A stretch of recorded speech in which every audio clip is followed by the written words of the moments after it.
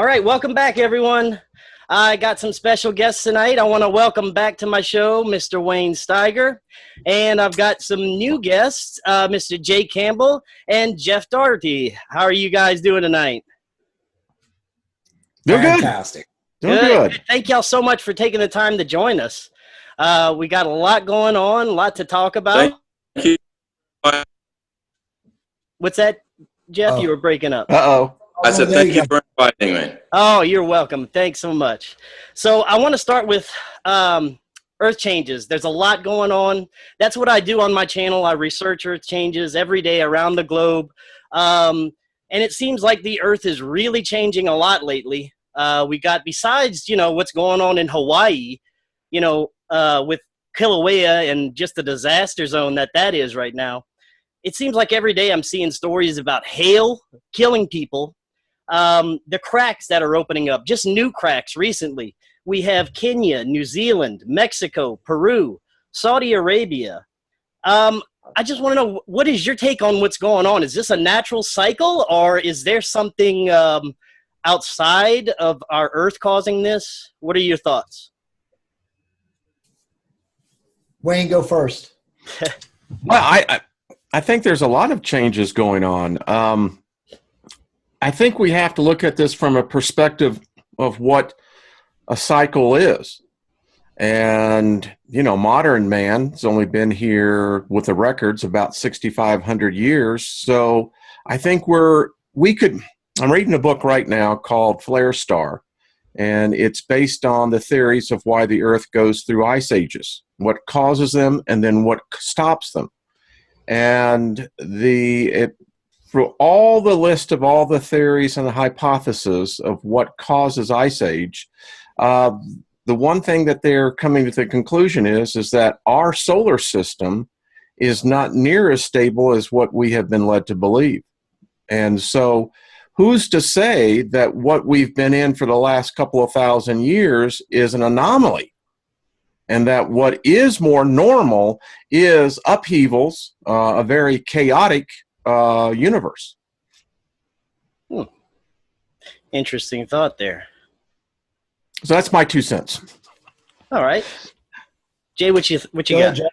Or Jeff, either one. Well, I'll go ahead and jump in, and I relate it to myself personally. About up until about 3 months ago, I wasn't taking very good care of my body, and I was having upheavals in my body. I was having volcanoes in my body.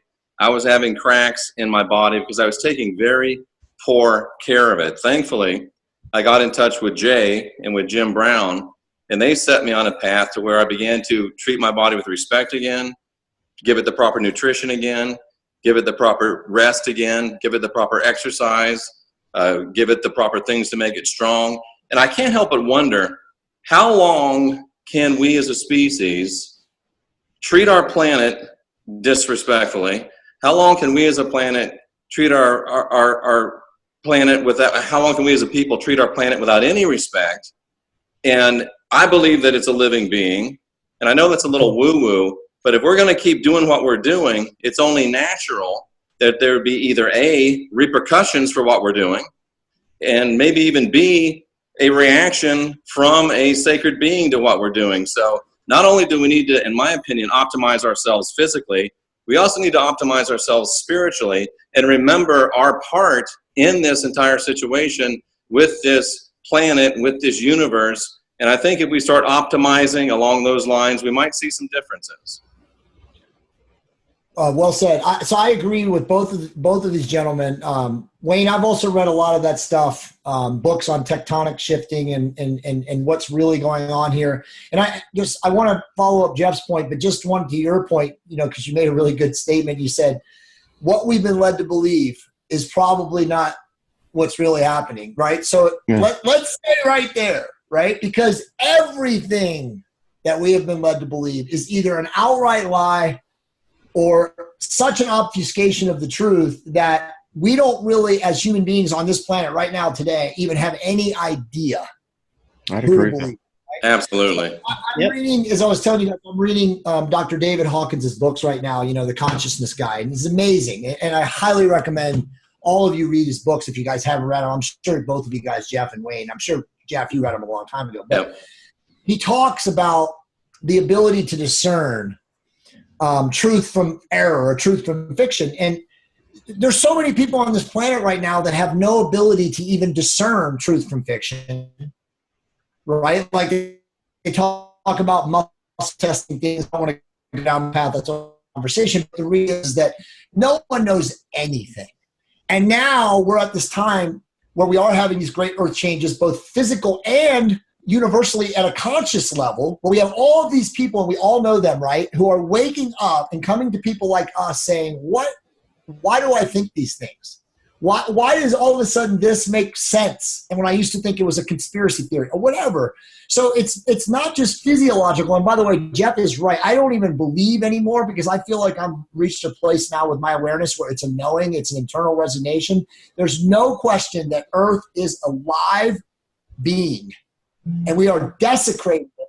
And we have been desecrating it literally for centuries. And Jeff and I don't know where you are on this, Wayne, I know we're very similar of the mindset that there is a non-sacred being that's behind the desecration of the earth. And so, as Jeff said, we as a people, meaning the aware, and Dr. Hawkins says there's 4% of us, maybe 22% of us above 200 conscious level, but only 4% of us that actually know what the F is going on. It's up to us to lead as many people, whether that's 10 or 10,000, to a better path. And a better path is exactly what Jeff just said. The better path is take responsibility for your health and teach people to take responsibility for theirs too. And what I mean by that can be as simple as Jeff always says, is stop eating fast food, right? Exercise, walk with your dog. So many people right now today that are brain, occluded or just, completely oblivious to what's going on. It all stems, and Jeff and I have had this talk so many times, from their chakras being blocked. They can't sense any truth or reality of what's going on because they've literally stuffed their body with shit. GMO food, they don't exercise, they smoke, they drink too much alcohol, they sit in a cubicle, whatever it is. We could go on and on. But that's why people cannot wake up to what is really going on, because they're so blocked and so programmed. Well, now that being said, if what you're saying is, so we're polluting the earth and it's reacting to us, and I agree. I would definitely agree. But how far is this going to go? I mean, how much can the earth take of us, basically destroying it? How far do you think it's going to go before we have a complete reset and we're back to, the Stone Age? I think we're already in the reset. Let me just go real first, and then you guys jump in, because I just had this conversation literally in a podcast I did last night. And I know Jeff's agreed with me, and I'm sure Wayne, we're probably in the same mindset. We are very close to an absolute tsunami of change across this planet, economically, physically, and I hope to God consciously. And a lot of people like us that we talk to in our circles know it. We all feel it. We sleep at night and we wake up to vivid, bizarre dreams of like what is going on. So it's definitely happening. This is, the age of Aquarius, however you want to define it. But I honestly believe, brother, that we're really close. And I don't know, that's the sad part, because I really do feel I resonate so high now. I don't know if it's going to be negative for the majority of the Earth's population, or if it's just going to be some sort of, ascension to the higher level for the people that are ready and able to receive it. Anyway, go ahead, Wayne. No, I did a video on this, humanity reset. And I think the evidence is starting to stack up to the point where the reset has already started. Yeah. And we're living, I believe, in the midst of that reset.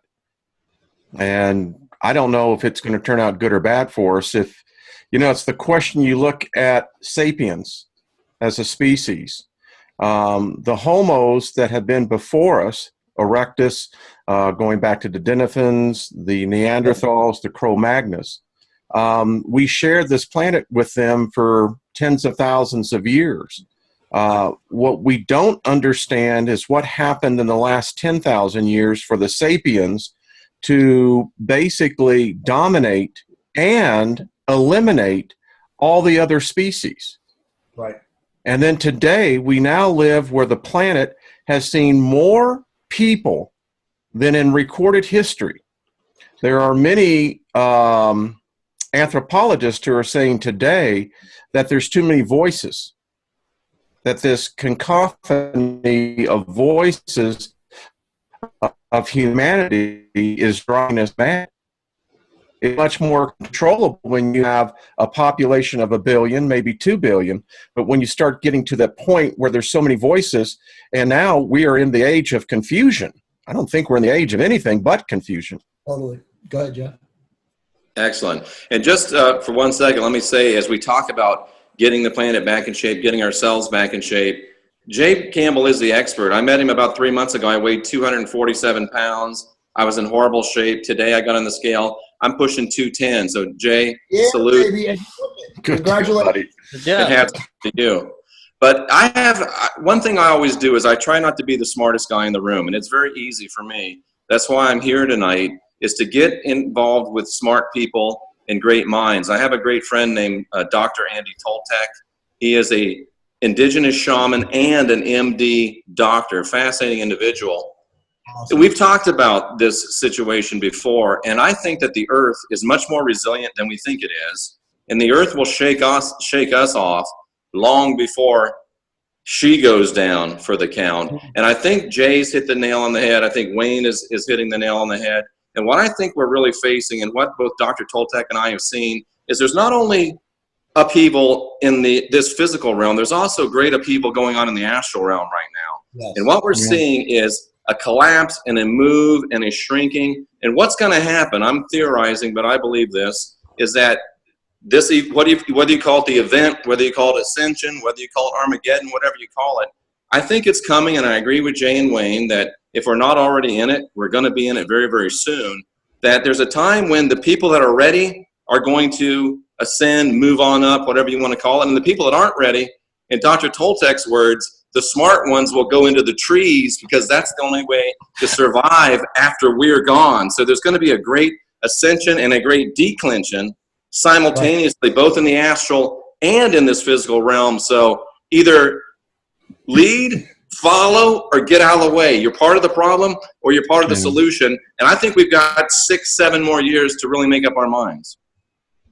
Right. You guys' comments are amazing. Let me just say this. I am a very astute person of economies. You know, I have a residential real estate practice here in Southern California. I have a bunch of guys that work for me, and I am very much looking and reading the tea leaves. I subscribe to a lot of financial analysis.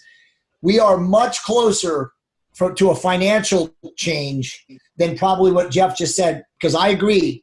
I feel like we have 6 or 7 years as a species before widespread change, but the financial tsunami is way closer.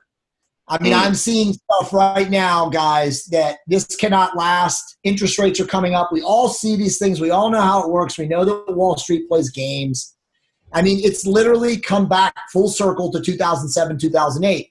The bigger issue, though, is that then it was more limited to regionality of the United States and North America. And now we are such an interconnected global economy that all it takes is one spot going bad, whether that's us, China, the BRICS nations, whatever, and it's all going to go to shit.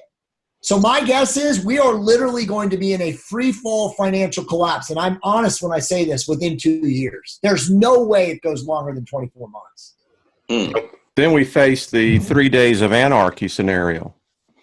You know, once there's no food, the scenario, which I have the government documents, and this you can actually get it from the Homeland Security, is the fact that they're prepared for it. Yeah. You know, and I agree with you, Jay. I tell people this all the time. When you vote, you ought to start really voting and start asking the questions. But the reason why Congress will never do a balanced budget, while they'll never audit the Fed, while they'll never audit the Defense Department, is the fact they don't plan to pay the money back. Right, exactly. A total collapse of the economy is the only way that you do this. Yep. Right. Yeah, that's well said. And I can agree with all that. And I want to get back to the point that Jeff was making about, some ascension and then some descension going on. I'm wondering if that's going to come to a head as well. Like, I see a lot of people de-evolving. It seems like we're in a state of, Oh yeah. A lot of people just becoming stupider, basically, and we have those of us that are ascending. I'm just wondering how bad is this going to get? Are we going to see some type of, civil war or, an uprising? What are your thoughts about that? Go ahead, Jeff. That's what they want is Jeff knows. Go ahead, Jeff. I think that, there's an old spiritual adage, most people associate it with Kabbalah, but it's really beyond that. It's in most the great spiritual faiths. And it says, as above, so below.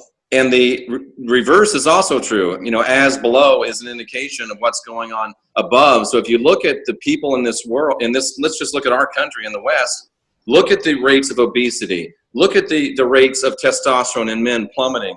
Look at the fertility in women plummeting. Look at we're below replacement fertility in all of the great Western nations.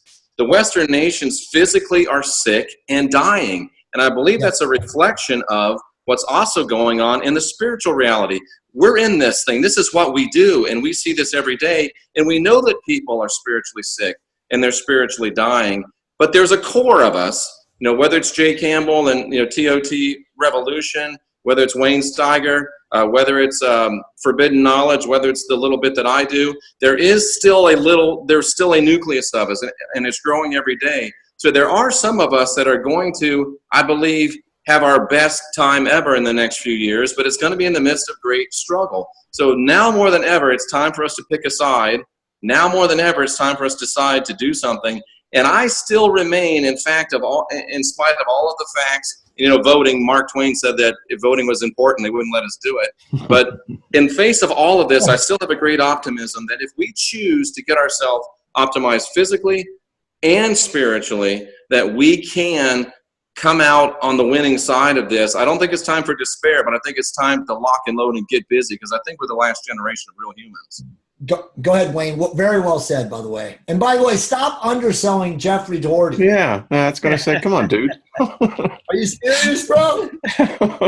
Like I said, I don't have to be the smartest guy in the room, and I'm not in this room for sure. I'm just still trying to find that damn cat. But anyway, I think that I heard a guy say this a couple of years ago. I don't agree with his theology, but I believe that he said something that was very interesting. He said that he felt that the next wave would be the annihilist. And the annihilists are the ones that have no soul, no conscience. That's where we're at. That's where we're at. Yep. Antifa. Yep. That's where we are. Perfect. And we're seeing it every day. Okay. Let me just add to that. You guys probably saw this. I know Jeff saw this because I posted on Twitter. You guys, the article that was in the New York Times 2 weeks ago. Now we know the New York Times is celebrating this, right? They're part and parcel to all of this horrible, the dark force, whatever we call them, the dark horse hordes or Lucifer's legions, whatever you want to call them. But 150 million men, Wayne and Jeff and Chris, are literally addicted to gaming in North America right now. 150 million men sit in front of their computers and zombify. They don't have sex with women. They don't desire sex with women.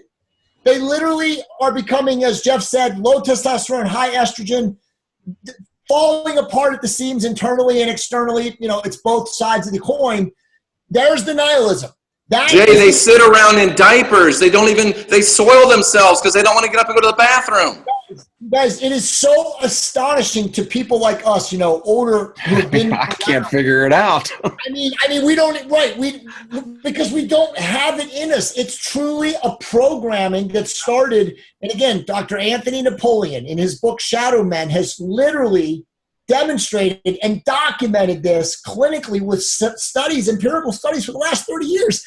What they did to this generation of kids, and I call it mostly millennials, and really older millennials, like in their 30s, are not part of it. It's 25 and under. They have programmed these boys to be automatons. They are literally incapable of work, individual expression. They literally just want to go along, get along, play video games, like you said, soil themselves, sleep in their parents' basements, They have no desire to do anything. And you talk to them, and Wayne, you're so right on. That's exactly what they are. It's like, Donnie and what's the movie? Oh, they're nihilists, Donnie. Yeah. I mean, the truth is literally is they are. They've given up. Yeah, if you talk to any 22 or 23-year-old, because I talk to a lot of these kids, because I hire a lot of them, who are pushed out of their parents' house from playing video games to get a job. And they say, why would I go to college? Right. I'm going to come out of college, $200,000 in debt, university education. I can't compete in the workforce. So they literally have been programmed by this social media, the computer, since birth, that their life is hopeless. So if I'm hopeless, then I'm going to just park my fat ass down in front of a video game console and eat myself to death. That's what they do. And I'll tell you, it's even stranger than that. They're worshiping a God that has been man-made. Bingo. Mm-hmm. And that's the scary thing. This God is a God of death. It's a God of no respect for human flesh. Right. And this is what they see reality as being. And I can speak directly to the generation. I'm 37 years old, and many of my peers, they are exactly that. They think they don't have to contribute anything. They just sit there, play video games, go out drinking all night, and that's their life. That's the extent of what they look for in their life. So yeah, I mean, they have no mission. They have no mission, Chris. Right. But you really are past that generation, because you're like me and Jeff. You're Generation X, even though you're at the very edge. You are Generation X. I looked this up. I know all this data because I did some studies on it. But the millennials is 35 to 21 technically. They even have something below the millennials now. But you guys, it's so astonishing that these kids go to stadiums to watch other kids play video games. I mean, can you even comprehend this stuff? It's literally the Matrix unraveling right before us. And if you talk to these kids about this, you guys, Wayne, Jeff, Chris, they can't even comprehend what we're talking about. They think it's great. The New York Times lauds it. Yeah. I mean, this is a powerful God. I contend, I did a video called We Worship What? And in fact, said it last night, that show me another God, whether it's the Christian God, the Muslim God, whatever, that has ever gotten the attention voluntarily of the entire species of sapiens. Amazing. We live in that day and that era now. Yeah, and you can consider your cell phones and tablets a sort of it's the same thing. It's a black mirror, basically. I was literally just going to say, let's not just say it's all men, because look at the young girls. It's Instagram and Snapchat that you walk around everywhere in public and they're going like this. And they're vicious. I read a story in the Washington Post that was talking about the attacks in the New York subway of gangs of girls, young as 10 years old. You guys, it's so crazy. They're not even interested in guys. We were literally, Jeff, you know this, I've told you this, but my wife and I were at a business seminar in Florida 2 weeks ago, and our hotel was for a doctor's conference, but our hotel was overrun. It was in Orlando by all this giant cheerleading convention. So we had all these teeny bopper girls, the last day after we were there, were like part of this. You guys, these girls are, so remember, men are maturing later and disasters, and girls are maturing earlier. So the young, like 12, 13, 14-year-old girls are all like fully mature adult female girls. And some of them are, highly sexed. But they're not interested in guys, because guys they have no interest in sex. They're literally like androgynous. So we're talking to a couple of these girls, and we're like, they're taking pictures of themselves in like provocative, sexy poses. And we're like, well, are you guys doing this to get the attention of guys? And they're like, oh no, we just do this for ourselves. We're competing amongst ourselves. I'm sitting there like, what is going on?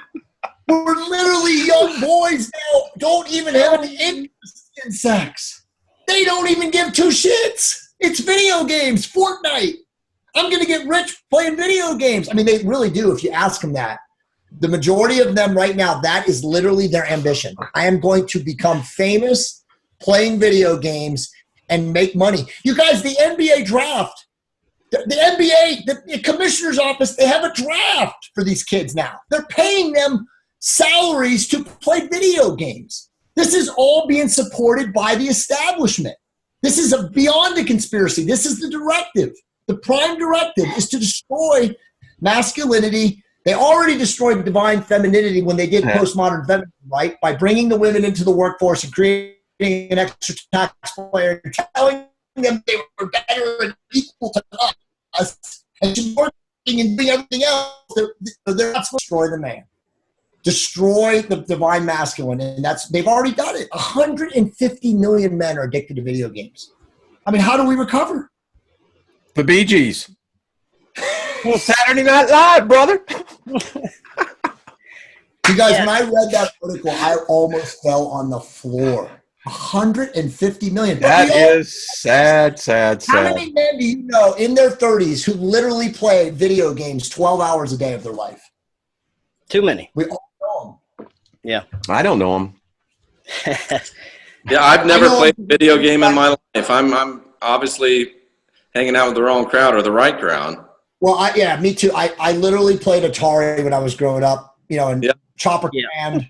That was the pinball wizard. I played pinball and foosball. I mean, you probably played.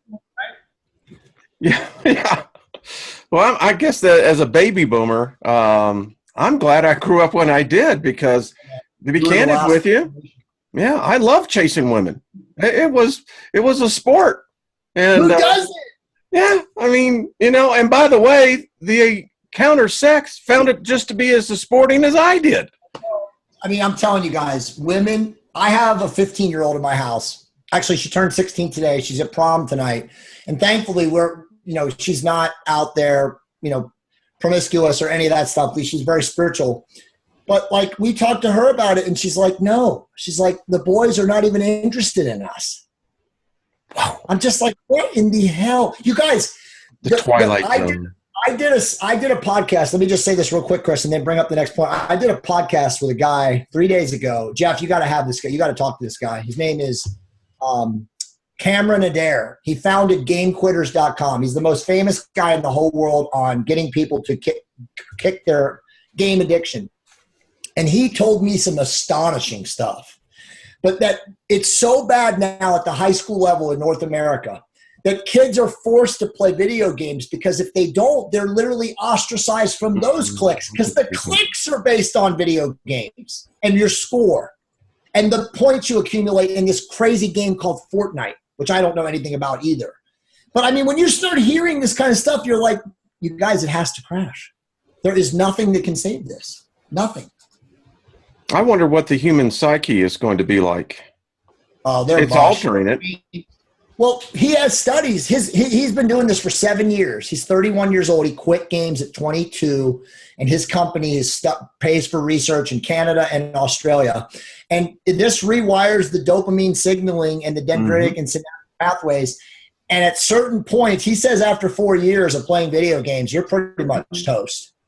Wow. It's worse than the SSRIs. It's worse than the SSRIs. It's like, you guys know this because we're old enough to remember this. Remember the statistics that said if you smoked cigarettes before 17, that you were 90% to be smoking cigarettes for the rest of your life. And if you never touched them before 17, you would never touch them again, because the chemicals they put in, not the nicotine, but in the cigarettes. The companies put the chemicals that addicted us in the cigarette. People still don't understand. Jeff, I recommend nicotine. It's an amazing nootropic drug. If you take it by itself, it increases brain power. But they make people think that nicotine is what hooks you. It's the cigarette and the tobacco. It's not nicotine. That's just a normal drug. It's a mild nootropic. But they've convinced everybody. So it's the same thing with video games. They've got them. They've got them all. They're all sheep now.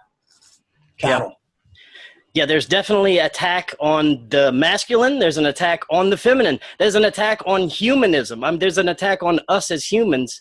And there's also an attack on spirituality. You heard they're trying to ban the Bible in China, or ban sales of the Bible in China. Have you heard this? I have not heard that, no. Yes, they're trying to ban international sales of the Bible in China. And certain bookstores are trying to ban it, starting in California now. And it just seems that not just Christianity, but all forms of spirituality in general are under attack. Would you agree? Go ahead, Jeff. Well, I spent 20 years as a licensed minister, and that's been about another 20 years since I was there. And I've got to be frank with you, part of me doesn't really feel too bad that they want to ban the Bible in China and many other places, because by my, I put the Bible down. I put down my Bible college teaching. I put down my Bible college training. I put down my 20 years of ministry, and I went back to the original Hebrew and the original Greek of the Scriptures and read them from start to finish, built up new beliefs about the Scriptures, line by line. And I've come to the conclusion that it's about 75% what I call dung, because Thomas Jefferson said that the Bible contains a few diamonds encased in dung. So it's about 75% dung, in my opinion, about 25% diamond. But that 25% diamond is so good and so strong and so powerful that it's worth, in my opinion, still digging through the dung, because there's some teachings within the Bible, particularly within the New Testament, that still contain a transformative message, I believe, that was delivered by the Master. But it's not related just to the Bible. It's also in other great spiritual documents. But I think at the end of the day, for us to be liberated from the idea that all our answers come from a book, all our answers come from a church, all our answers come from a man, all our answers come from a woman, may not be such a bad thing. So am I against the Bible? No. Am I for self-realization, realizing you're divine, realizing you're sovereign, realizing you're free, unindoctrinating yourself? Yes. So I'm a little bit, great, let's get rid of it, but let's try to save that 25%. So that's where I come down on that. Go ahead, Wayne. No, here's what I've come to. I've been here almost 23,000 days on this planet, and I think the original, the good ones, I think something happened, and something blocked whatever it was that was here at one time. And I'm convinced right now that God, I wrote this today to a doctor who wrote me, and he was asking me some questions. And I said, I can't believe in the concept of God anymore, because I think the concept of God has been hijacked, and it's been put into a box and packaged into different flavors. If you like Christianity, it's here, Judaism, Islam, etc. And I think it's all the same guy. I think it's the same cat. Yep. And so the question becomes, the message that has come to liberate us, which I think the Master was talking about, is that they couldn't defeat it, so incorporate it. And that's where the confusion comes in. I'm not against the Bible. I just tell people, be very cautious when you read it, because it's a God spell. Right. That's just my take. That's awesome. Let me just read this real quick to you from Hawkins, because I'm so enthralled in this right now. Spiritual progress is based on acceptance as a matter of free will and choice. And thus everyone experiences only the world of their own choosing. Yeah. The universe is totally free of victims, and all eventualities are the unfolding of inner choice and decision. That's some powerful stuff right there, and it agrees with both of what you guys just said. Of course, the great spiritual manifests and texts have foundational principles that we can all aspire to. They teach love, they teach compassion, they teach kindness and service to others. Those three things, I know all four of us agree, that is the basis of how humanity should live. However, because we're fallible, and we also know there's a real foul being running around here, organizing his mobs on planet, off planet, in between, it's really hard as a human, fallible, ego-driven person to not get caught into, the dissension. And as I was telling Chris before you guys jumped on the show today, and I know you guys are very familiar with Hawkins, but I mean, he's literally saying, guys, that only 20% of the world is even living above the integrity level of consciousness. Half of the world, if not more, is literally living in hate. Hate for opposites, hate for skin color, hate for opposite religion. So we can't even like think in a big picture of saving, you know, all these different people. It's like Jeff said, you got to pick a side. And hopefully you choose people like you, which should be vibrating to you anyway, right? Law of attraction always works.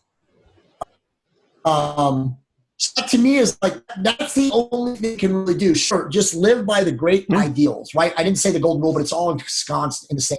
Service to others, loving vibration, peaceful loving kindness. That is my religion. Those are the spiritual ideals that are in all of those books.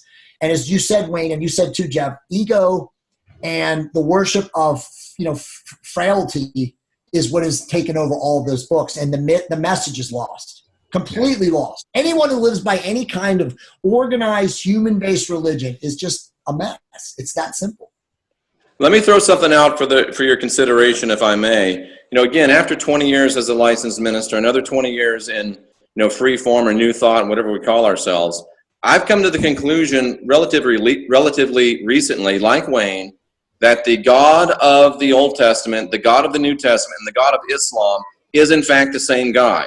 And I believe that whomever that God was, he's either dead or has been banished. And what we are now calling God is a thought form or tulpa creation of the same psychopaths that are attacking us physically, the same psychopaths that are attacking us financially, the same psychopaths that are attacking us culturally and socially. They have crafted this false God, this tulpa, this thought form that now runs this fear and guilt control matrix that we're in. And realizing that we're divine, we're sovereign, we're free, and realizing that people like us on earth that know this are willing to work together. And I'm telling you, I believe there are divine sentient entities between us and the highest inexpressible ones that stand ready to help and assist us in this effort to reclaim our divinity, our sovereignty, and our freedom. And for the record, I want to state that I am not in my parents' basement right now. yeah, that was so well said. I agree. So again, that to me, this is not a agree or believe. This is a total internal resonation. All four of us know there are angelic beings that are here right now, most likely overseeing the whole Trump administration. They're the people behind the back doors. And again, I'm not saying Trump is good or bad. I mean, I don't know what he is, but there are definitely higher power, higher order beings that are overseeing this, because we all do feel that change is upon us. And I think we all deep down do see positive from a big picture standpoint. Sure, there's going to be a shakeup and there's going to be some form of tsunami or great change. Like you said, Jeff, it could be ascension. I don't know. It's not worth even debating. But there are higher angelic beings that are here to keep the balance of power. Otherwise, we would have nuked our sorry asses into oblivion a long time ago.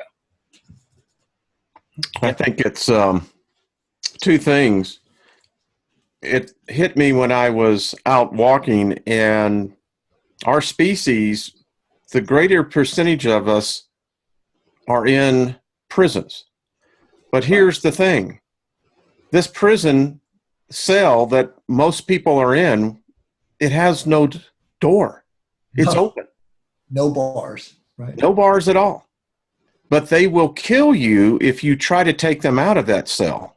Yes, they will. They will. You're right. It's madness. Yeah. And, you know, I heard this. I'm going to have this wonderful lady on.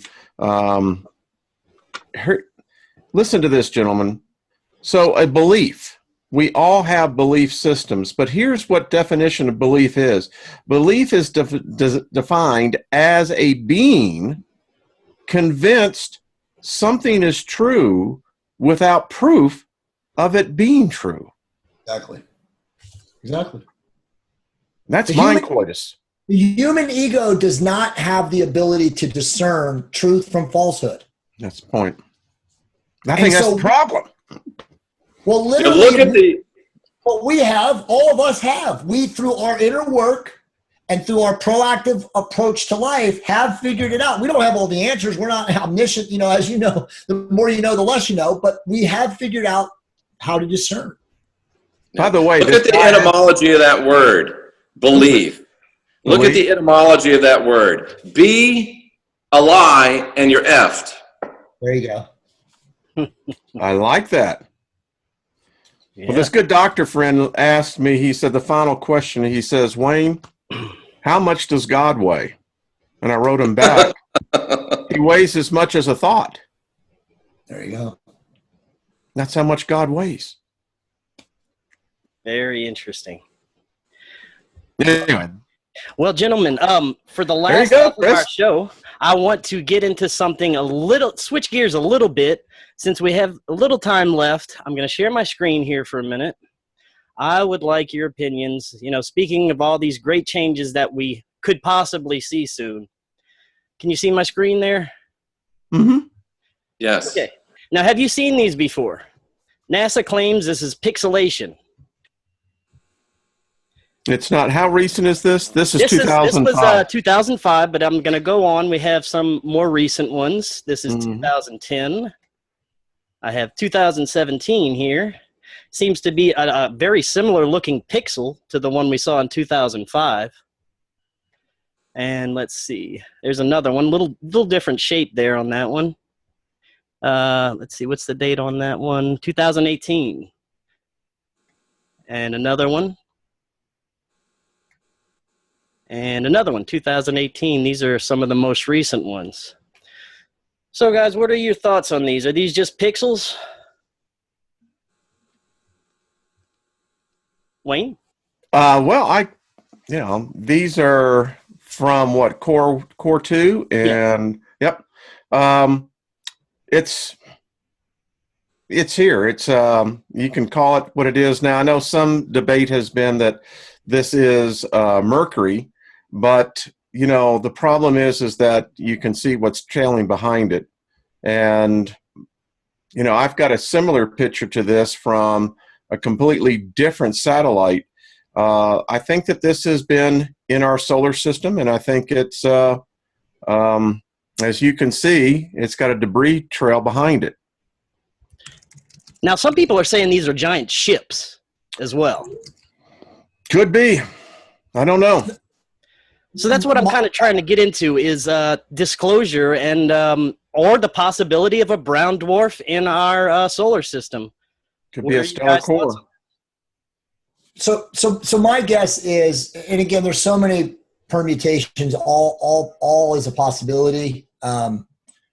My guess is it is some sort of a probably, whether it's physical or not. It's not material, but it can be seen in different dimensions of light.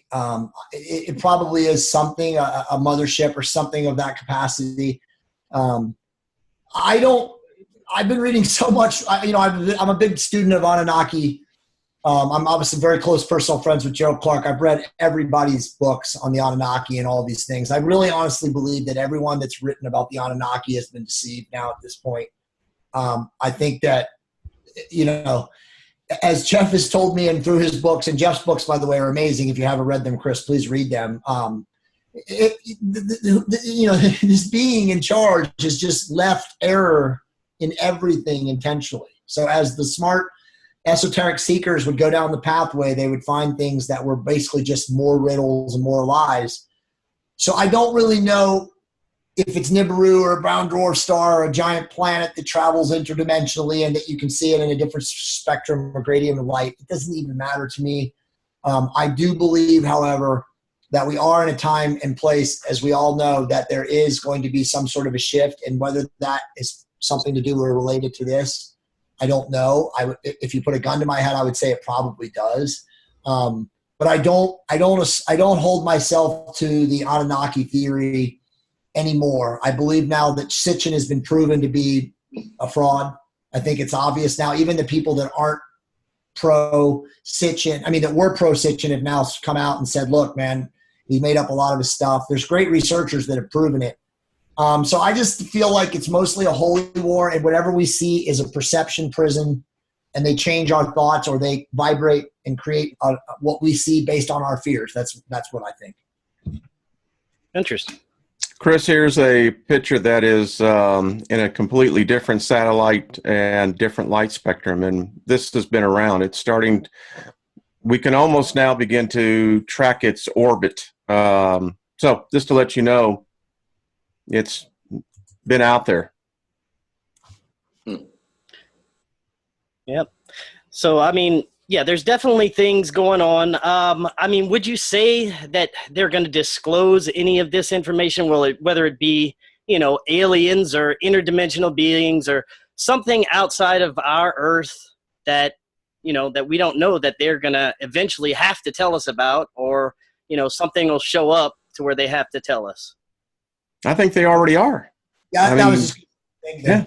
The Pentagon has done a beautiful job in the last 6 months of as much making the disclosure. There's something out there. Our military jets can't chase them. It's got a technology that even our pilots say that's impossible to see it, but they're the boys that are actually in those F-18s and F-22 Raptors, they can't catch them. Well, Jeff told me this when we first started talking. And by the way, Jeff, you and I have known each other a lot longer than 3 months, bro. Well, I know. But we started talking about optimization, getting really deep into it about 3 months ago. I'm just trying to give you more credit. But Jeff told me this a long time ago. It's probably like about 9 or 10 months ago. And the reality is they have been soft disclosing everything with scams and riddles and error in the truth through the Hollywood socio-entertainment oligopoly, whatever the hell you'd phrase that, since the beginning. All of the high-level Masons, Roddenberry, Spielberg, George Lucas, they've been telling us through their Gnostic, esoteric, Masonic nonsense that there's an age-old holy war, good versus evil. And again, we're in a world unconscious of duality, so it doesn't even exist, good and evil. It's the pendulum, different times and periods of the pendulum moving back and forth. So we as humans trying to, you know, assert linear or linearity to everything. There's a good and there's evil, a dark and a light. You know, if we're in a higher dimension or a higher consciousness understanding, which we're clearly not, but some of us can step out of our 3D matter suits and see it that way, then we know that it's all being told in a way to position it so that there's dark and light, there's aliens, there's reptilians, there's all these things. But again, Jeff explained it to me very, very well. And I'm obviously probably doing a shitty job paraphrasing it, but it's really an age-old holy war. It's good versus evil, again, for us to understand it. And again, good and evil can reverse courses and play different roles. And this is where we're at. And whatever we see, Chris, that Hollywood portrays it, a long time ago it used to be fairies and hobgoblins and witches and Draculas and Frankensteins, and now it's reptilians and insectoids and mantids. It's just constantly shifting based on the technology and the understanding and the know-how of the people in the populace of today.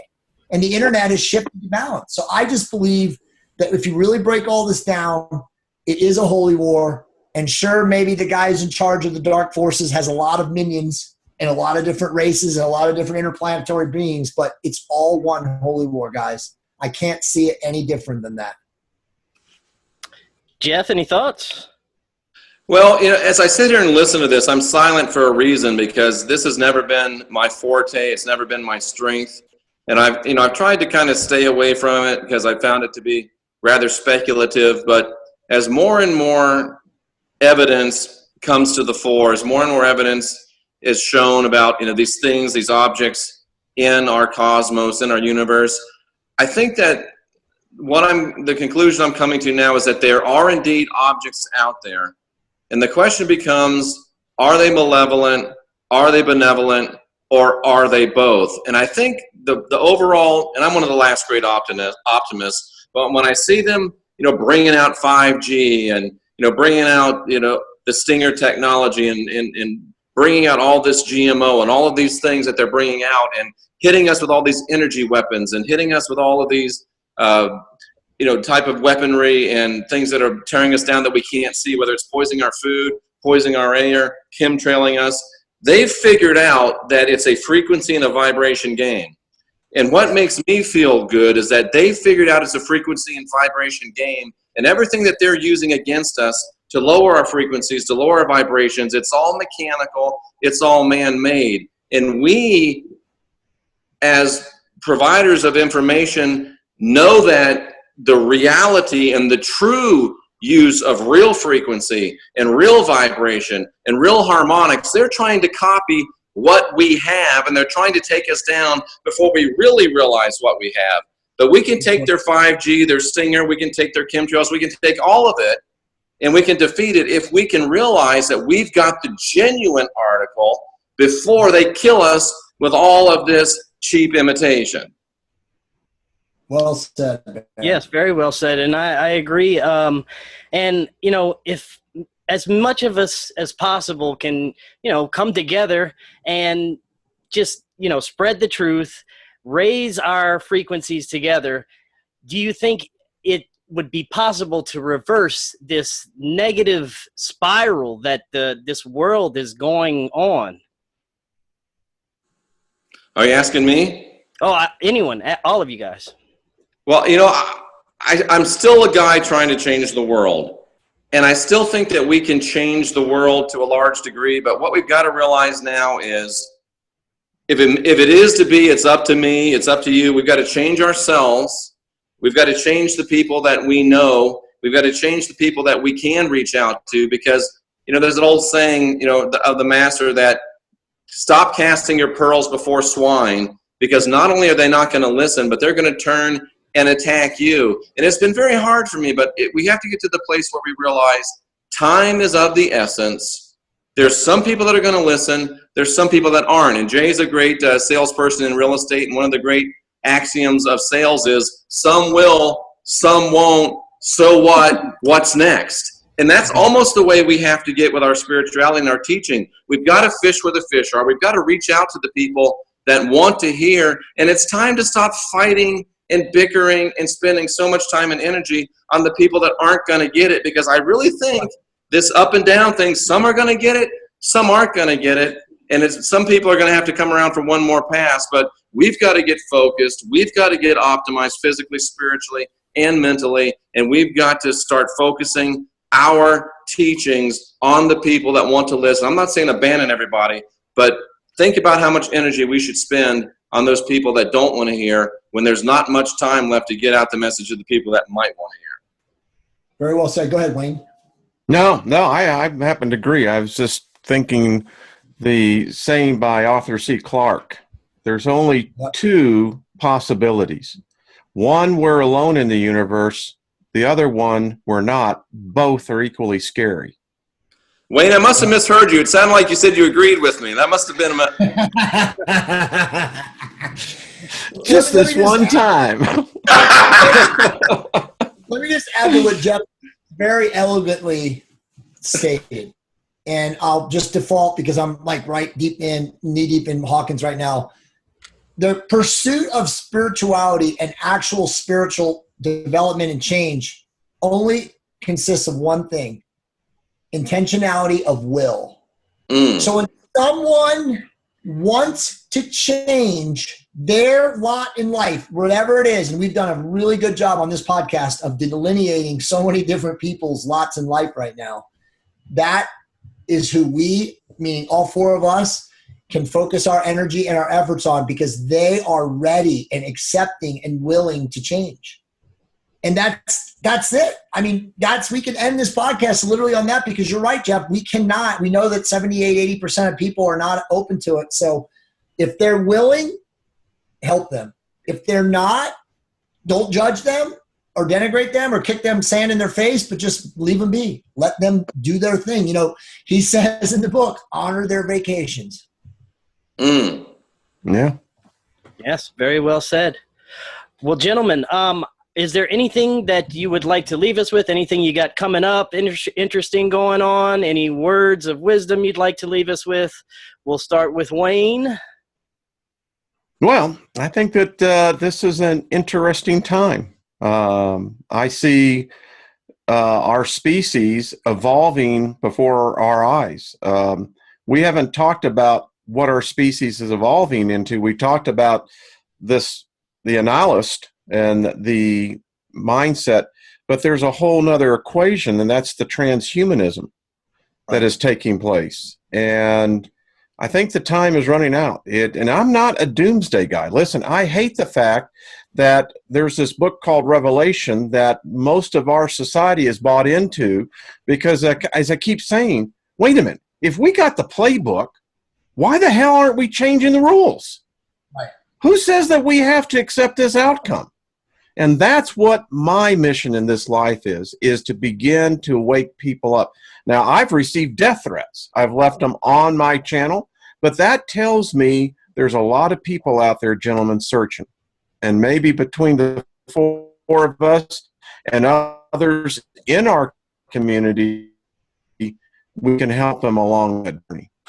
Well, first of all, I want to thank you, Chris, for inviting me onto this program. Thank you, Chris and Wayne, Wayne and Jay and Chris for having me on. It's an honor and a pleasure.